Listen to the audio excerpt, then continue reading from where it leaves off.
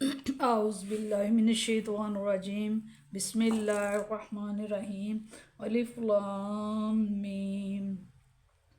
یہ حروف مقطعات ہیں۔ اللہ تعالیٰ لا نہیں ہے الہ معبود، اللہ کے سوا نہیں ہے کوئی معبود، الا مگر ہوا وہی ہے اللہ تعالیٰ الحی جو زندہ ہے، القیوم جو ہمیشہ زندہ رکھنے والا ہے۔ الف لام میم حروف مقطعات ہیں۔ اللہ کے سوا کوئی معبود نہیں، صرف وہی ہے اللہ تعالیٰ جو زندہ ہے، ہمیشہ رہے گا، اور قیوم سب کو قائم رکھنے والا ہے، زندہ رکھنے والا ہے۔ نزلہ نازل فرمائی علیہ کا آپ صلی اللہ علیہ وسلم پر الکتابہ کتاب حق کے ساتھ نازل فرمائی، اللہ تعالیٰ نے آپ پر یہ کتاب حق کے ساتھ صحیح مصدقن جو تصدیق کرنے والی ہے، لما جو بینا جو کچھ اس سے پہلے اتری ہیں، وانزلہ اور نازل کی تورات والانجیل اور انجیل، اس سے پہلے اتاری ہیں اس نے تورات بھی اور انجیل بھی، من قبل اس سے پہلے، ہدن جس میں ہدایت ہے، للناس للناس لوگوں کے لیے، وانزلہ اور اتاری ہے الفرقان فرقان جن کے قرآن مجید جو فرق ظاہر کرنے والی ہے اچھائی اور برائی، حق اور برائی کے بارے میں۔ ان بے شک الذین وہ لوگ کفروا جنہوں نے کفر کیا، انکار کیا، بے آیات اللہ تعالیٰ کی آیات کے ساتھ، ان کے لیے عذاب شدید سخت عذاب ہے، واللہ اللہ تعالیٰ عزیز غالب ہے، ذو انتقام اور بدلہ لینے والا ہے۔ ان بے شک اللہ تعالیٰ لام نہیں یخفا نہیں پوشیدہ نہیں چھپی ہوئی کوئی چیز علیہ اس پر، اللہ کے پاس کوئی بھی چیز ایسی نہیں ہے جو چھپی ہوئی ہے اللہ تعالیٰ سے، فی الارض زمین میں بھی جو کچھ ہے، والا اور نہ فی السماء اور جو کچھ آسمان میں ہے،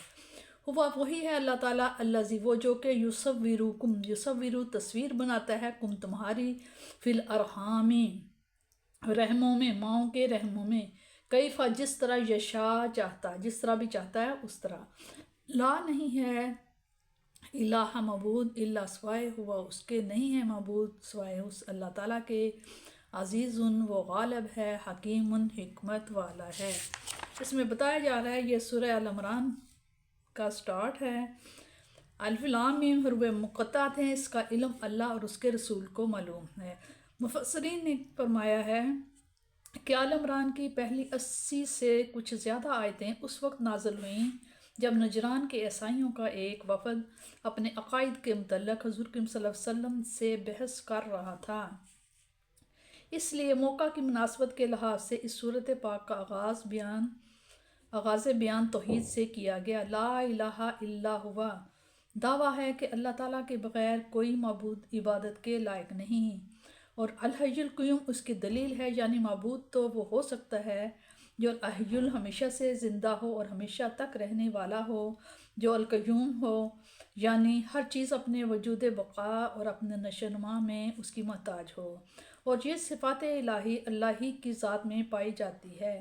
اس لیے صرف وہی معبود ہے۔ عیسائی حضرت عیسیٰ علیہ السلام کو خدا یا خدا کا بیٹا کہا کرتے تھے۔ ان مختصر الفاظ سے ان کی تردید کر دی گئی ہے کہ جب حضرت عیسیٰ علیہ السلام نے یہ صفات نہیں پائی جاتی تو ان کے متعلق ایسا عقیدہ رکھنا کہاں کی عقل مندی ہے۔ عیسائیوں کی تردید کے ساتھ ساتھ تمام مشرک قوموں کے عقیدہ کا بطلان بھی ہو گیا جو کسی مخلوق کو الہ بنائے ہوئے ہیں۔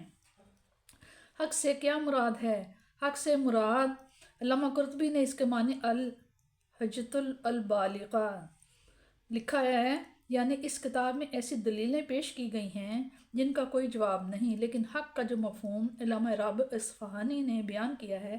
وہ بہت جامع اور لطیف ہے، یعنی کوئی قول اور فعل اس وقت حق کہلاتا ہے جب کہ وہ اس طرح پایا جائے جیسے چاہیے، اس اندازے سے پایا جائے جتنا مناسب اور موزوں ہو، اور اس وقت پایا جائے جب کہ اس کی ضرورت ہو۔ قرآن کو بالحق کی صفت سے متصف کر کے اللہ تعالیٰ نے اس حقیقت کو واضح فرما دیا کہ قرآن آیا اور ایسی آن بان سے آیا جو اسی شایان شان تھی، ایسے دلائل سے مزین ہو کر آیا جن کو عقل سلیم ماننے پر مجبور تھی، اور عین اس وقت آیا جب ہر طرف گپ اندھیرا چھا چکا تھا اور انسانیت کا کارواں دشت حیرت و ضلالت گمراہی میں بھٹک رہا تھا، اور اس وقت کے تقاضوں کو پورا کرنے کے لیے آیا جب عقل انسانی اپنے طفولیت کی سرحد عبور کر کے فکر و نظر کی وادی میں قدم رکھ چکی تھی، اور انسان کے حواس کو مرعوب کرنے والے معجزات سے کہیں زیادہ عقل و خرد کو مطمئن کرنے والی آیات بینات کی ضرورت تھی۔ سبحان اللہ، کیا اعجاز ہے بالحق کے ایک الفاظ میں معنی کا سمندر بند کر کے رکھ دیا گیا ہے۔ لفظ فرقان کا معنی صرف الگ الگ کرنا نہیں، جو لفظ فرق کا مفہوم ہے، بلکہ حق اور باطل کو الگ الگ کرنے کو فرقان کہا جاتا ہے۔ یہاں اس لفظ سے کون سی چیز مراد ہے؟ علماء سے متعدد اقوال منقول ہیں، لیکن امام ابن جریر طبری نے کہا ہے کہ ان کے نزدیک بہترین قول یہ ہے، یعنی حق و باطل میں تمیز کرنے والی قوت کو فرقان کہا جاتا ہے۔ پہلی آیت میں توحید کی دلیل تھی، اس میں نبوت محمدی صلی اللہ علیہ وسلم کا اثبات ہے، اور روح سخن نجران کے نصاری کی طرف ہے کہ جب تم تورات اور انجیل کے کلام الہی مانتے ہو اور اپنے ایمان کی دلیل یہ ٹھہراتے ہو کہ جن پر یہ کتاب نازل ہوئیں وہ صاحب معجزات تھے، جن کے باعث تم ان کی صداقت کو تسلیم کرنے پر مجبور ہو گئے ہو، تو قرآن کو کیوں کلام میں اللہ یقین نہیں کرتے؟ حالانکہ جس ذات پاک پر یہ کتاب نازل ہوئی ہے اس نے تو وہ معجزات دکھائے ہیں جن کی مثال ہی نہیں۔ عقل سلیم کو مطمئن کرنے کے لیے دلائل پیش کیے ہیں۔ اب ہٹ دھرموں کو عذاب علیم اور انتقام شدید کی دھمکی دی جا رہی ہے۔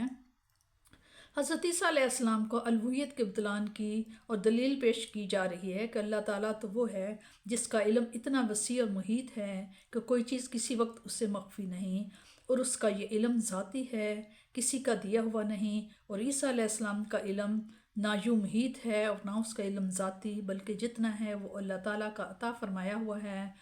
تو وہ خدا کیسے ہو سکتا ہے؟